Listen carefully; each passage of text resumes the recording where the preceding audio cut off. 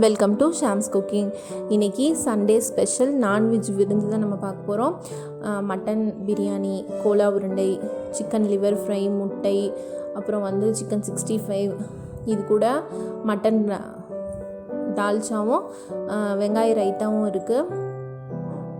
இதோட detail recipe உங்களுக்கு ஏற்கனவே நம்ம சேனலில் இருக்குது. மட்டன் பிரியாணிலாம் இன்றைக்கி நம்ம கோலா உருண்டையும் 65வும் பார்க்க போகிறோம். கோலா உருண்டைக்கு ஒரு 200 மட்டன் நல்லா எலும்பு இல்லாமல் கறியாக இந்த மாதிரி குட்டி குட்டி பீஸாக நான் எடுத்து மிக்சியில் அடித்து எடுத்து வச்சுருக்கேன். இதுக்கு மசாலா அரைக்கிறதுக்கு 1 டேபிள் ஸ்பூன் சீரகம், 1 டேபிள் ஸ்பூன் சோம்பு, 1 டேபிள் ஸ்பூன் மிளகு, 1/2 டீஸ்பூன் கசகசா, இது கூட 1 டீஸ்பூன் மஞ்சள் தூள், 1 பட்டை, 3 கிராம்பு, 1 ஏலக்காய், நான் கருப்பு ஏலக்காய் எடுத்துக்கிறனால 1 எடுத்திருக்கேன். அப்புறம் பாதி அன்னாச்சி பூ, 4 பச்சை மிளகாய், கொஞ்சமாக பொட்டுக்கடலை. இப்போ இது எல்லாத்தையும் மிக்சியில் போட்டு ஓரளவுக்கு நல்லா ரொம்ப நெய்ஸாகவும் இல்லாமல் கொரகொரப்பாகவும் இல்லாமல் மீடியமாக அரைச்சிக்கலாம். இது கூட ஒரு சின்ன பீஸ் தேங்காயும் வச்சு நல்லா அரைச்சி எடுத்துகிட்டு வந்துடலாம்.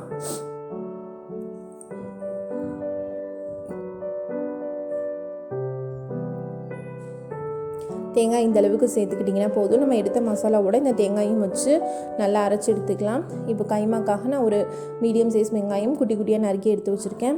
இது கூட கொஞ்சமாக கொத்தமல்லி, புதினா, கருவேப்பிலை, அப்புறம் அது கூட 1 tablespoon ginger garlic paste, அப்புறம் தேவையான அளவு உப்பு. இப்போ கைமாக்கு நம்ம மசாலா எல்லாம் போட்டு ரெடி பண்ணிடலாம். இப்போ கைமா கறியை ஒரு பாத்திரத்தில் ஆட் பண்ணிக்கலாம். இப்போ இது கூட நம்ம அரைச்சி ரெடி பண்ணினா மசாலாவையும் ஆட் பண்ணிக்கலாம். மசாலா ரொம்ப தண்ணியாக இல்லாமல் கொஞ்சம் கெட்டியாகவே இருக்கட்டும். இப்போ இது கூட நம்ம எடுத்து வச்சுருந்த ஜிஞ்சர் கார்லிக் பேஸ்ட்டையும் ஆட் பண்ணிக்கலாம். இது கூட நம்ம கட் பண்ணி வச்சுருக்கிற வெங்காயம், இதுக்கு தேவையான அளவு உப்பு. நீங்கள் சின்ன வெங்காயம் எடுத்துக்கிட்டிங்கன்னா அது இந்த மசாலா கூடயே கூட 1-2 அரைச்சி போடுங்க. பெரிய வெங்காயம் நம்ம இந்த மாதிரி மிக்சியில் அடிச்சோன்னு சொன்னால் ரொம்ப தண்ணியாக வந்துடும். அதனால நான் குட்டி குட்டியாக நறுக்கி எடுத்து ஆட் பண்ணிக்கிட்டேன். இது கூட நம்ம எடுத்து வச்சுருந்த கொத்தமல்லி, புதினா, கருவேப்பிலையெல்லாம் குட்டி குட்டியாக நறுக்கி அதையும் ஆட் பண்ணி இப்போ இதோட நல்லா கலந்து விட்டுடலாம். இது நல்லா கலந்து விட்டுட்டு ஒரு 1/2 மணி நேரம் நீங்கள் ஃப்ரிட்ஜில் வச்சிட்டிங்கன்னா நல்லா செட் ஆகிடும். இப்போ இது ரெடி பண்ணி நான் ஃப்ரிட்ஜில் வச்சுக்கிட்டேன். இப்போ அடுத்து சிக்கன் 65க்கு ரெடி பண்ணலாம். இதுக்கு ஒரு 1/2 kg சிக்கன் எடுத்திருக்கேன். இதுக்கு ஒரு 1/4 டீஸ்பூன் மஞ்சள் தூள், 1 டேபிள் ஸ்பூன் மிளகாய் தூள், 1/2 டேபிள் ஸ்பூன் மல்லித்தூள், கூட கொஞ்சமாக கரம் மசாலா, இது கூட தேவையான அளவு உப்பு, அப்புறம் 2 டீஸ்பூன் அரிசி மாவு, அதே போல் 2 டீஸ்பூன் கார்ன்ஃப்ளவர் மாவு.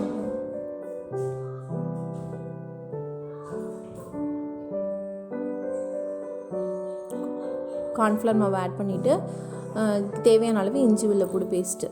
இப்போ 1 டேபிள் ஸ்பூன் இஞ்சி வெள்ளைப்பூடு பேஸ்ட் ஆட் பண்ணியிருக்கேன்.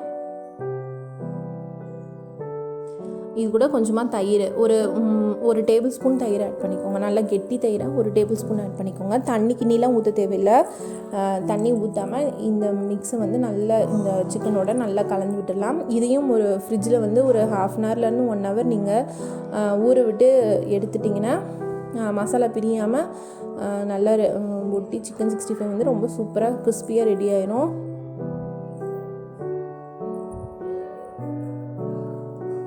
இப்போது நெக்ஸ்ட்டு நம்ம பிரியாணிக்கு எடுத்துருக்கிற மட்டன் பீஸ் இஞ்சி வெள்ளைப்பூடு, மஞ்சத்தூள் போட்டு வேக வச்சு எடுத்துக்கலாம். ஏன்னா இது எலும்பும் கறியுமாக இருக்குது. அதனால் நான் தனியாக குக்கரில் வேக வச்சு எடுத்துக்கிட்டேன். இதோட டீட்டெயில் ரெசிபி நான் அதோட லிங்க்கு டிஸ்கிரிப்ஷனில் கொடுக்குறேன். வேணும்னா போய் செக் பண்ணி பாருங்கள்.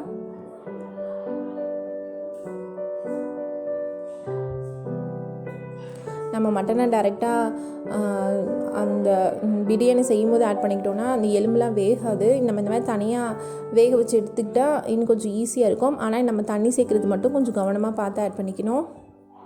இது சிக்கன் லிவர் ஃப்ரைக்கு. இதோட டீட்டெயில் ரெசிபியும் நான் லிங்க்கில் டிஸ்கிரிப்ஷனில் கொடுக்குறேன். லிங்க்கு வேணும்னா போய் செக் பண்ணி பார்த்துக்கோங்க.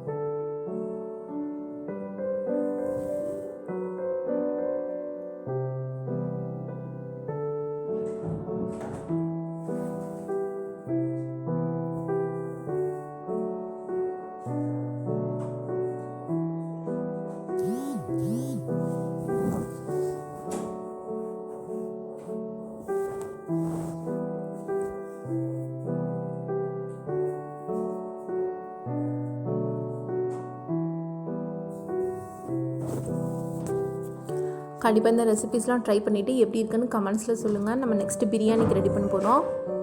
ஸோ இதோட டீட்டெயில் ரெசிபியும் நான் டிஸ்கிரிப்ஷனில் லிங்க் கொடுக்குறேன். எப்படி இருக்குன்னு செக் பண்ணிவிட்டு ட்ரை பண்ணிவிட்டு கண்டிப்பாக கமெண்ட்ஸில் ரிப்ளை பண்ணுங்கள்.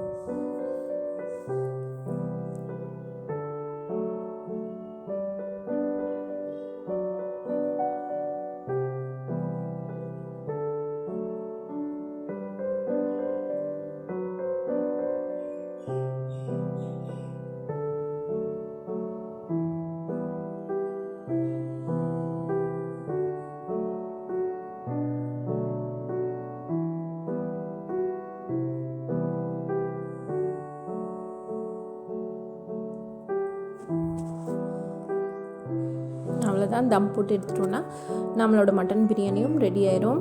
நெக்ஸ்ட்டு நம்ம வந்து கோலா உருண்டையை ரெடி பண்ண போகிறோம். நான் வந்து ஏற்கனவே மேரினேட் பண்ணி ஒரு அரை மணி நேரம் ஃப்ரிட்ஜில் தான் வச்சுருந்தேன். ஸோ மட்டன் பிரியாணி நம்ம சூப்பராக ரெடி ஆயிடுச்சு. நெக்ஸ்ட்டு கோலா உருண்டையும் ரெடி பண்ணி எடுத்துடலாம்.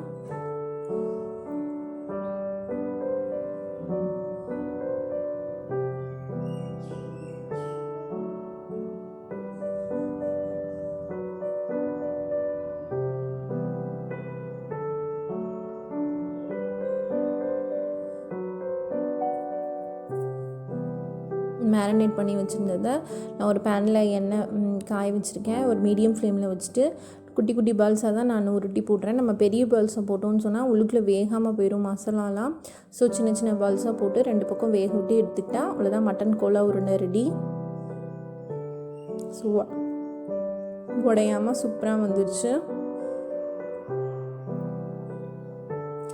நெக்ஸ்ட்டு வந்து 65 போட்டுடலாம். ஸோ இதையுமே மேரினேட் பண்ணி ஒரு 1 hour மாதிரி நான் ஃப்ரிட்ஜில் வச்சுருந்தேன். பாருங்கள் மசாலாலாம் நல்லா ஒட்டி நல்லா ஊறி ரெடியாக இருக்குது. இப்போ எண்ணெயும் காய வச்சு இதையும் நம்ம ஃப்ரை பண்ணி எடுத்துடலாம். ஸோ இந்த ரெசிபீஸ்லாம் கண்டிப்பாக ட்ரை பண்ணுங்கள். ட்ரை பண்ணிவிட்டு எப்படி இருக்குன்னு கமெண்ட்ஸில் சொல்லுங்கள். எங்கள் சேனல் பிடிச்சிருந்தா சப்ஸ்கிரைப் பண்ணுங்கள். கூடவே வர நோட்டிஃபிகேஷன் பெல்லையும் கிளிக் பண்ணுங்கள். இந்த ரெசிபீஸ்லாம் பிடிச்சிருந்தா உங்கள் ஃப்ரெண்ட்ஸுக்கெலாம் ஷேர் பண்ணுங்கள். அப்படியே ஒரு லைக் பட்டனையும் தட்டி விட்டுருங்க. நம்மளோட சண்டே ஸ்பெஷல் இந்த நான்வெஜ் விருந்து எப்படி இருந்துச்சுன்னு எல்லோரும் கமெண்ட்ஸில் சொல்லுங்கள். நன்றி.